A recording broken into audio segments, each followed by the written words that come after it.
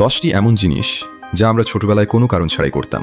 Number 1, ছোটবেলায় আমরা স্কুলের ব্যাগের ফিতে ঠিক এইভাবে গোল গোল করে মোড়াতাম, আর আমি বাজি ধরে বলতে পারি আপনিও এটা নিশ্চিত করেছেন। নাম্বার 2, যখন আমরা পড়তে বসতাম আর একদমই পড়ার ইচ্ছে করতো না, তখন পেনটাকে কোনো কারণ ছাড়াই খাতার ওপর বারবার এভাবে ঘষতাম। নাম্বার 3, মনে আছে যখন আমরা বাইরে থেকে কোনো জিনিস কিনে আনতাম, তখন প্লাস্টিক বা কাপড়ের থলিটা বাতাসে এইভাবে ঘোরাতে ঘোরাতে আর পায়ে মারতে মারতে বাড়ি ফিরতাম। নাম্বার 4, যখন উনি টিভির রিমোটটা আমাদের হাতে আসতে আমরা কোনো কারণ ছাড়াই পেছনের ব্যাটারির কাভারটা বারবার খুলতাম আর লাগাতাম। নাম্বার 5, যখনই আমরা রাস্তা দিয়ে হাঁটতাম আর রাস্তার পাশে এমন কোনো বর্ডার বা লাইন দেখতাম, জানি না কেন আমরা ঠিক সেটার উপর দিয়েই ব্যালেন্স করে হাঁটা শুরু করে দিতাম।